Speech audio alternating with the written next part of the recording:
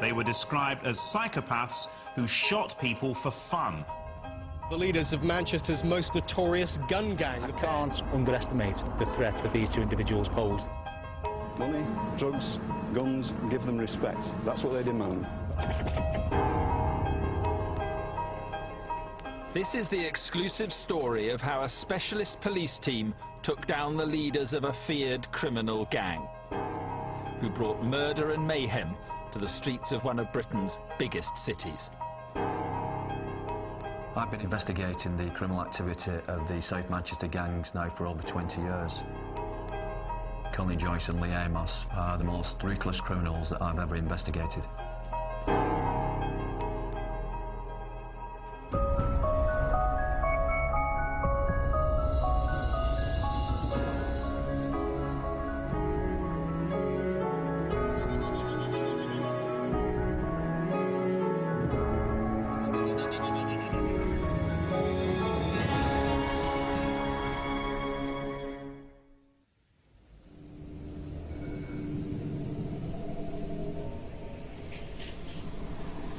This is Manchester, a city famous for its football teams and its music scene.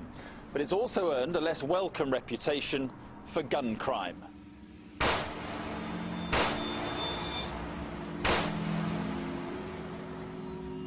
In the past few years, Manchester has been blighted by weapons and by gangs.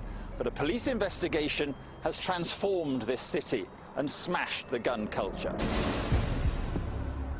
The investigation would lead to a remarkable trial, the most severe sentences in Manchester gangland history, and a unique and controversial publicity campaign. This is the story of how Greater Manchester Police brought down the Gooch gang.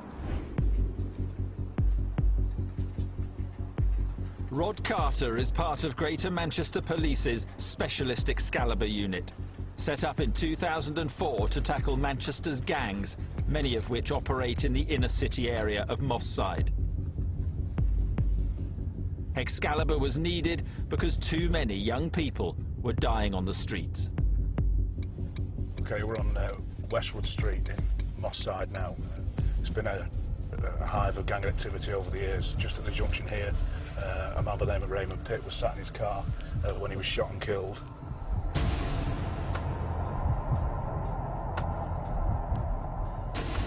And as we come out at the end of Westwood Street, on the right-hand side is Broadfield Park, where Jesse James, a 15-year-old schoolboy, was shot and killed.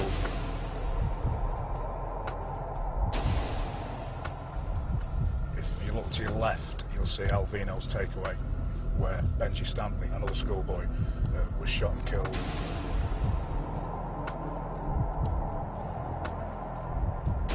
Justin Maynard was shot just on the left-hand side here.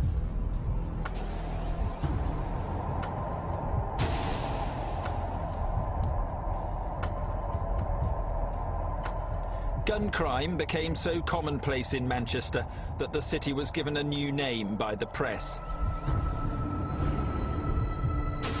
These were violent streets where hooded gang members began wearing body armor under their tracksuits. And gang battles were fought out on hospital corridors. I can remember speaking to a gang member who was 14 years of age, and he told me that he'd taken every drug that you could think of, and nothing gave him a high like shooting somebody.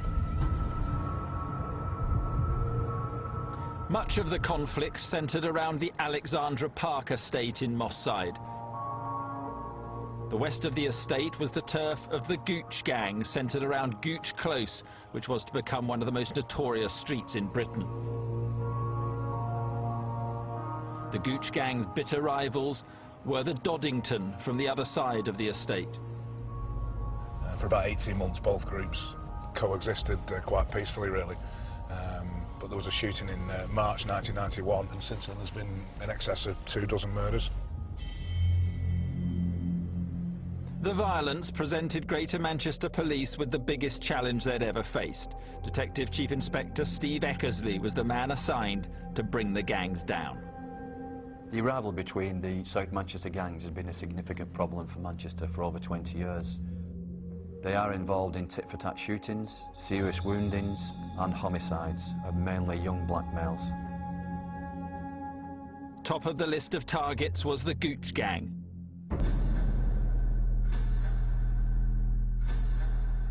Colin Joyce and Lee Amos were the gang's self-styled generals. They were involved in the criminal use of firearms, gang homicides and the distribution of Class A drugs, which includes heroin and cocaine. They were prepared to use firearms in public areas to murder rival gang members. American law enforcement agencies refer to gang members as being impact players and followers, and I think there's little doubt that Amos and Joyce were certainly the most impactful players involved in the South Manchester gang scene. To speak to them both, they were both quite different characters. Amos always appeared calm and confident. Amos certainly had a reputation around the Moss Side and Longside areas, and he's able to commit acts that most of us would find abhorrent and just be able to walk away from them and carry on as normal. Colin Joyce was a manipulator, and it appeared that quite a few of the other gang members who were not as high up within the hierarchy as him would do things to try and impress him. Both Joyce and Amos had been convicted of firearms offences. The police executed a warrant at a safe house in Moss Side, and in that premises they found a Scorpion submachine gun capable of discharging over 1,000 rounds per minute. They were both found to be wearing jeans that had the pockets adapted so that they could fit firearms in them, which I think is an indication of the kind of individuals you're dealing with. Joyce and Amos received 9-year sentences, but both were released early on licence. This is Colin Joyce, filmed on the day he left prison. Once on the outside, he quickly regained control of a fearsome gang of thugs and criminals. Yo. This is never-before-seen footage taken at a party attended by members of the Gooch gang. Although Joyce and Amos weren't present, their key lieutenants were. Wrapping it up. Suck you, girl. This is Hassan Shah, who handled guns and supplied drugs. Ricky. This is Jamaican-born Ricardo Rick Dog Williams, who was prepared to commit murder. Represent, bro. And this is his brother, Narada Williams, known as Yardy, who was also ready to kill for the gang.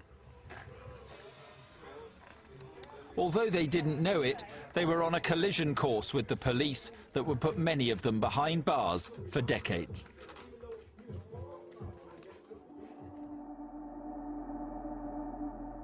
In the world of the Gooch gang, respect was demanded, and even the perception of being close to a rival gang could have deadly consequences.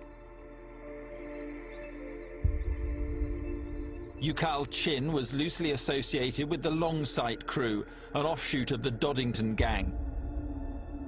But it was enough to make him an enemy of the Gooch.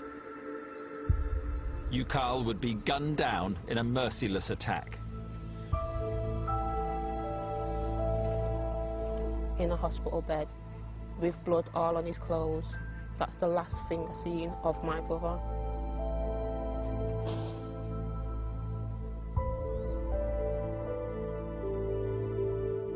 Yukal's murder began what would be one of the most remarkable, complex and challenging investigations ever undertaken. Until recently, Yukal's killers may well have gone undetected, but dramatic advances in investigative techniques would enable police to hunt them down and take them off the streets. The case would rely on high-tech surveillance, DNA profiling, ballistic expertise and complex evidence from CCTV. This exact spot where the fatal shots were discharged and the actual point of where the murder took place has been caught on film.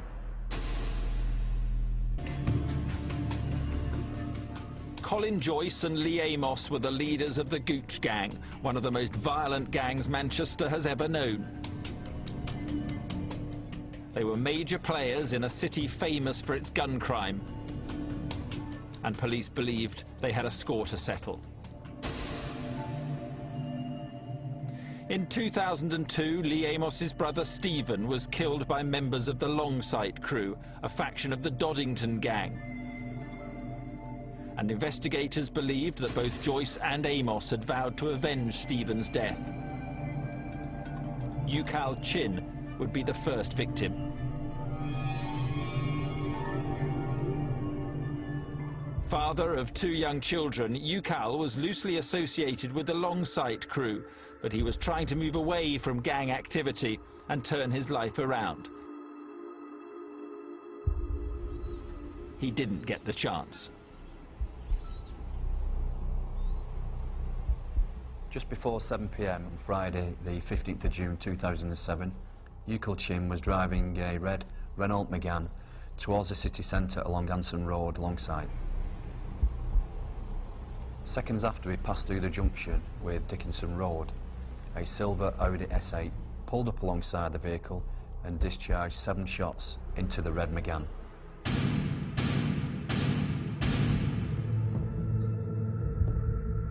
Four of those shots struck Ukal Chin and he was fatally wounded. I was in work, and then I showed him his girlfriend's phone and said, they shoot Ukal. And then the second time they phoned, I said, don't tell me, because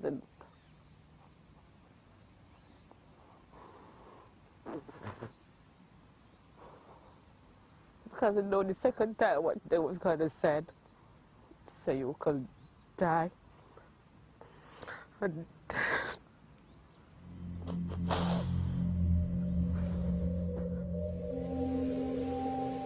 the shooting took place on a busy main road in broad daylight, and a massive police investigation began, led by Detective Chief Inspector Janet Hudson. We had no witnesses who'd seen the identity of the person who pulled the trigger or a driver. We didn't get the full registration number of the vehicle. We didn't recover the gun from this incident. So when you start to break it down to how am I going to detect this job, it's very difficult.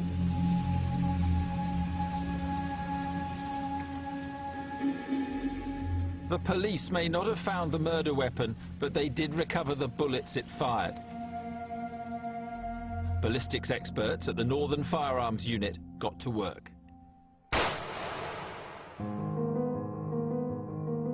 7 bullets were recovered from this scene, of which 4 were determined to have hit Ukal Chin.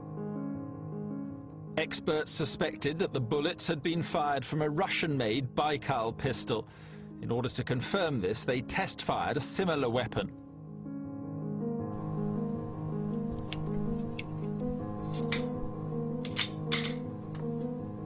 Firing! Firing! One bullet from the murder scene was examined alongside another one recovered from the test. And the rifling marks left as the projectile leaves the barrel were compared. They matched completely. This confirmed that the rifling marks were from a Baikal.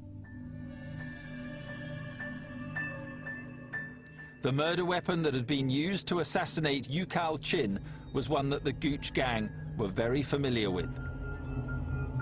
In 2007, the Baikal was the weapon of choice by the Gooch gang.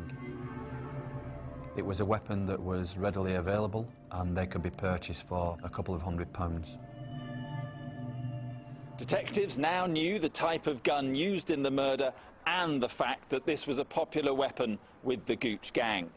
They were also making progress in another key area. Closed-circuit television systems did not exist 40 years ago, but now they are a vital weapon in the fight against serious crime.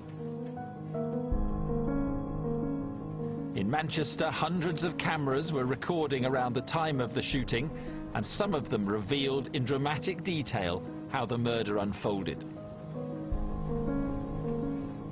We established that around 30 minutes prior to the murder, Ukal had been driving through Levenshulme together with his friends. Several cameras picked up